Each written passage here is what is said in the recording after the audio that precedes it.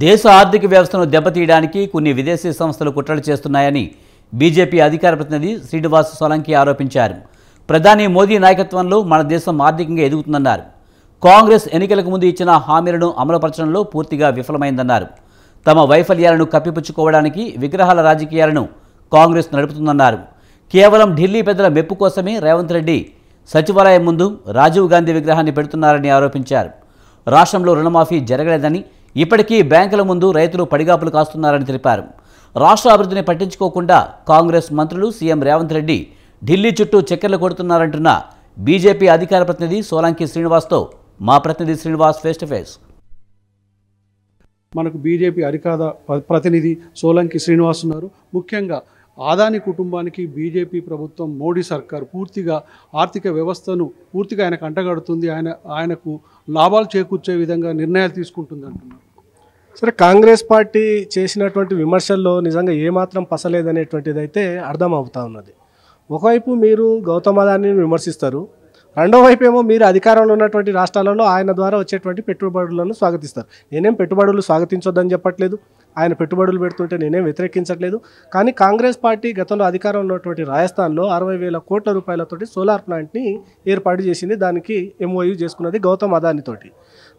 అక్కడ ఉన్నటువంటి ప్రభుత్వం 60,000 కోట్ల రూపాయలను ఎట్లా స్వాగతించిందో దానికి కాంగ్రెస్ పార్టీ ముందుగా సమాధానం చెప్పాల్సినటువంటి అవసరం ఉంటుంది. నంబర్ 1.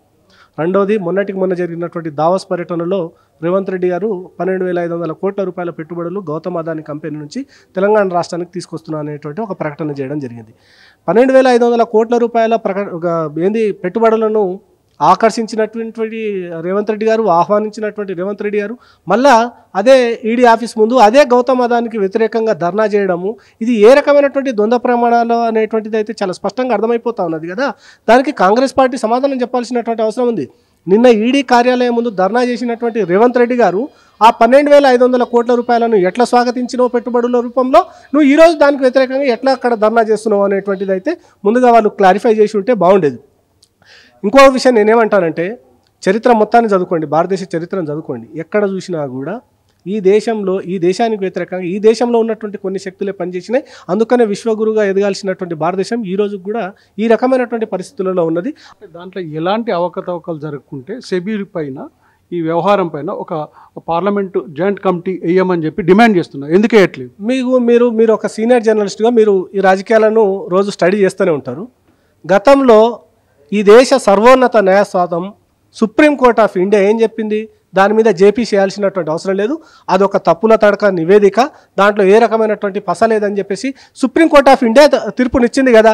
ఇంకా నువ్వు సుప్రీంకోర్టు చెప్పిన తర్వాత కూడా నువ్వు మళ్ళీ జాయింట్ పార్లమెంటరీ కమిటీని అడుగుతున్నావు అంటే నీ యొక్క ఆంతర్యం ఏమిటనేటువంటిది అర్థమైపోతలేదా? సుప్రీంకోర్టు చెప్పిన తర్వాత మళ్ళీ లేనిపోయినటువంటి డిమాండ్లు తీసుకురావడం వెనుక మీకున్నటువంటి ఆంతర్యం ఏమిటి అనేటువంటిది అయితే మీకు అర్థమైందో లేదో నాకు తెలియదు, నాకు అర్థమవుతుందో లేదో. కానీ తెలంగాణ ఈ దేశంలో ఉన్నటువంటి ఒక సగటు భారతీయుడికి కాంగ్రెస్ పార్టీ యొక్క వాదనలో ఏ రకమైనటువంటి పసన లేదు, దాంట్లో ఉన్నటువంటి ఆంతర్యం ఏమిటనేటువంటిది అర్థమైపోతా ఉన్నది. అందుకనే జేపీసీ అవసరం లేదని సుప్రీంకోర్టు చెప్పిన తర్వాత ఈ మొత్తం వ్యవహారాన్ని, సెబీకి సంబంధించినటువంటి వ్యవహారాన్ని సుప్రీంకోర్టు ఆఫ్ ఇండియా స్వయంగా పరిశీలించింది కదా.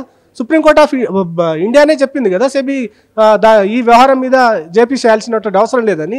చెప్పిన తర్వాత కూడా మళ్ళీ ఈరోజు కొత్తగా తీసుకొచ్చే దాంట్లో ఏదో ఒక రకమైనటువంటి అలజడులు సృష్టించాలి, నిత్యం దేశంలో ఏదో ఒక అశాంతి ఉందనేటువంటి ఒక భావాన్ని కలిగించాలి, ఈ దేశం ఒక అడుగు ముందుకేస్తే 3 అడుగులు వెనక్కి లాగాలనేటువంటి భావజాలం కాంగ్రెస్ పార్టీకి ఉన్న కారణంగానే లేనటువంటి పస లేనటువంటి ఆధారాలు లేనటువంటి ఏమాత్రం దాంట్లో అతిగతి లేనటువంటి ఆరోపణలను కాంగ్రెస్ పార్టీ సంధిస్తూ ఉంది. మొత్తంగా ఈ సెబీ వ్యవహారంపై జాయింట్ కమిటీ వేయవలసిన అవసరం లేదు. దేశ ఆర్థిక వ్యవస్థను చిన్నాభిన్నం చేయడానికి కొన్ని విదేశీ శక్తులు కుట్రలు పండుతున్నాయి. దానికి కాంగ్రెస్ నాయకులు సహకారం అందిస్తున్నారు అని చెప్పి బీజేపీ నాయకులు ఉంటారు. కెమెరా పర్సన్ శ్రీనివాస్తో స్వతంత్ర టీవీ శ్రీనివాస్.